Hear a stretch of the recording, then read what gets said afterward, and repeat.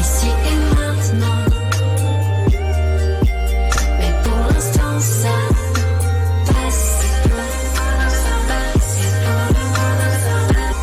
Ici et maintenant.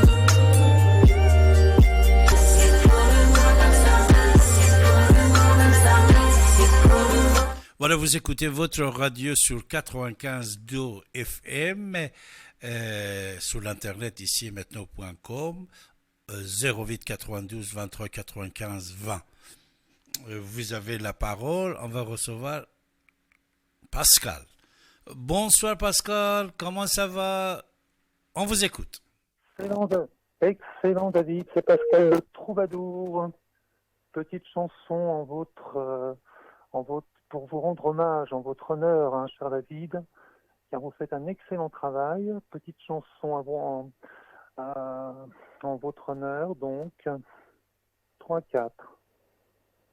Le temps de vivre, le temps d'aimer et d'écouter ce cher David, le temps de vivre et d'en parler sur la radio ici et maintenant. Voilà, c'était donc un petit trait musical, car la musique rend plus doux la vie. C'est vrai que si la musique existait partout dans tous les pays, il n'y aurait plus de guerre, hein, ou du moins elle serait passagère. Hein. Et puis, on croit ce qu'on veut, mais on ne croit pas, en effet, à l'amour, hein, à l'amour des siens, à l'amour de son prochain. Et c'est pour ça que la croyance, hein, qui rime avec délivrance, hein, est la passerelle entre la pensée et la foi. La croyance a tout à fait sa place. Le tout, c'est pas de croire à n'importe quoi. Pour cela, pour ne pas croire n'importe quoi, il faut chanter ce qu'on aime.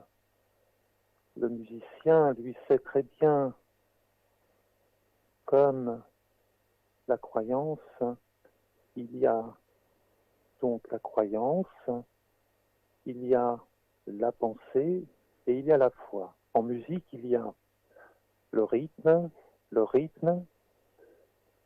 En musique, il y a également la mélodie. Il y a un troisième personnage qui a tout à fait son importance, qui permet d'avoir de belles musiques dans le bon rythme. Il s'appelle, ce personnage, il est même féminin, c'est l'harmonie. Alors c'est pour ça, après mon intervention, cher David, si tu veux bien nous faire écouter une chanson sur la croyance qui s'appelle Mon Credo. Mon credo, en effet, veut dire en latin « je crois ».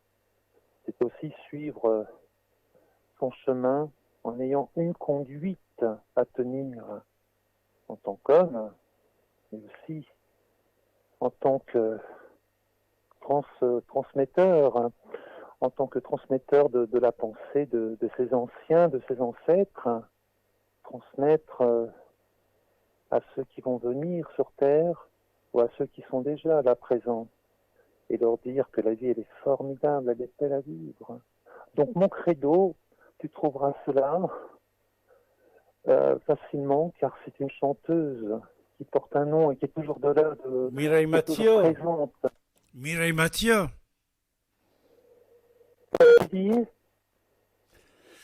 C'est Mireille Mathieu qui a chanté ça.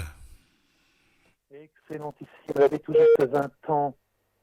À l'âge de 18 ans, elle n'avait même pas 18 ans quand elle est apparue pour la première fois.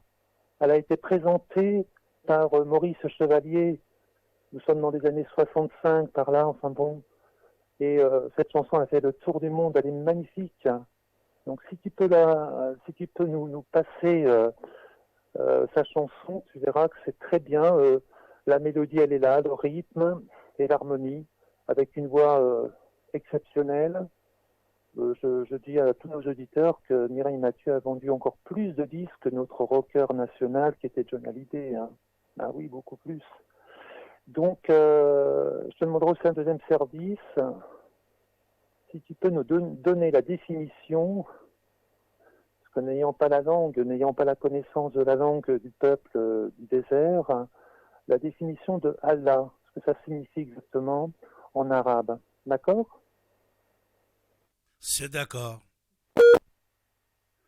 Eh bien, David, je te souhaite une excellente nuit en ce mardi, donc 15 octobre 2019, et que le soleil brille aussi bien dans ton beau pays, la Perse, que dans le royaume de France.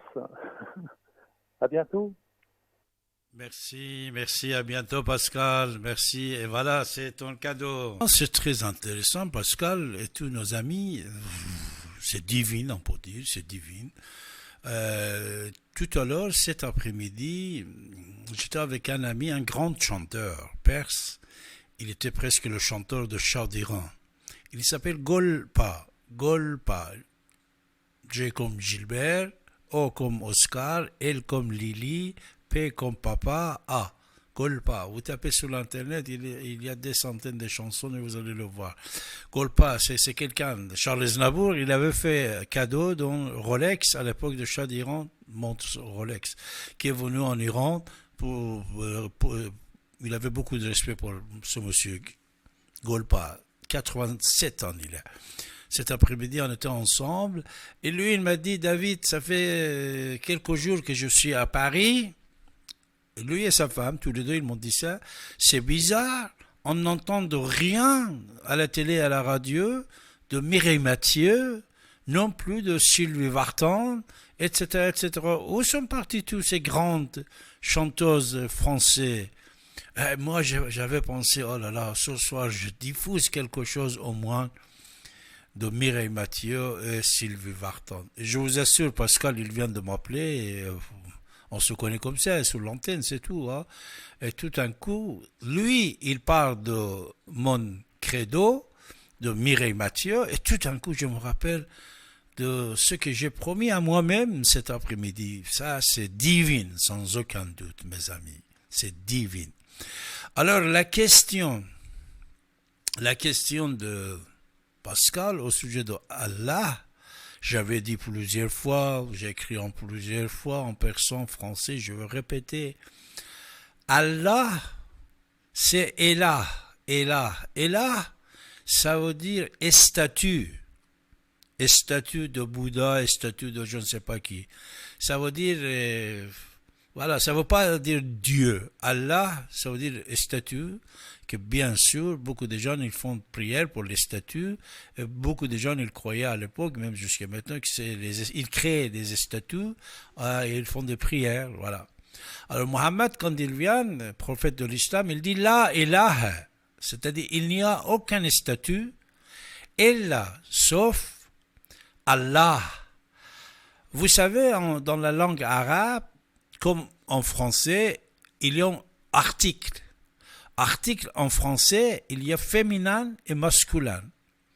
L'eau et la. En arabe, il y a un seul article. Il n'y a pas de féminin masculin. Il y en a féminin masculin dans la langue arabe. Mais quand on va parler de l'article, pour tout le nom, on met deux lettres. Al, je ne sais pas qui, al-ali, al-bala, al. En arabe, on dit alef, lam. Alors, A et L. On rajoute ça à Elah, A à L, ça devient Allah. C'est-à-dire, on désigne les statuts de tribus, de prophètes de l'islam, de tribus de Quraysh, qui s'appelait Allah. Alors, Mahomet, il dit, il n'y a aucun statut sauf la mienne. Alors, Allah, ça ne veut pas dire le Dieu. Vous avez appris quelque chose. Hein? Pourtant, ça, je l'avais dit depuis 30 ans, 40 ans, plusieurs fois, mais je sais, une grande partie de vous, vous avez appris quelque chose. N'oubliez pas, Allah, ce n'est pas le Dieu. Alors, le Dieu dans la langue arabe, ça veut dire Rab, R-A-B, Rabbul Alamin, en arabe on dit, c'est-à-dire maître du monde, Rab. Mais quand on dit Allah, ça veut dire des statues. C'est pour ça Mahomet, il dit, les gens qui comprennent l'arabe, ils vont justifier ce que je viens de dire. Il dit Allahu Akbar, que vous l'entendez tous les jours. Allahu Akbar, c'est feu. Ce n'est pas correct. Il devait dire Allahu Kabirun. Quand il dit Allahu Akbar, ça veut dire Asghar, plus petit qu'Akbar, existe. Allahu Akbar, ça veut dire les statuts de Allah, il est le plus grand. C'est-à-dire le plus petit aussi existe. Il ne dit pas qu'il est le grand. Il dit qu'il est le plus grand. C'est-à-dire le plus petit existe. Par exemple, ce monsieur-là, le grand chanteur perse que j'ai parlé de vous tout à l'heure, monsieur Golpa, son prénom, il est Ali Akbar. N'importe quel foyer, n'importe quelle famille qui a un enfant qui s'appelle Ali Akbar, ils ont un autre enfant qui s'appelle Ali Asghar. Asghar, ça veut dire le plus petit, Akbar, ça veut dire le plus grand. C'est-à-dire, même l'expression Allahu Akbar, quand on l'utilise, ce n'est pas monothéisme. Il croit à plusieurs Allah, et il dit c'est à plusieurs, soi-disant, idoles, mais il dit le plus grand, c'est Allah, qu'il est Akbar. Il est le plus grand. Le plus petit existe. On avait fait des livres à ce sujet. Voilà, ça c'est la réponse pour notre ami. Et vous écoutez quoi? Votre radio ici maintenant sur 95 de FM.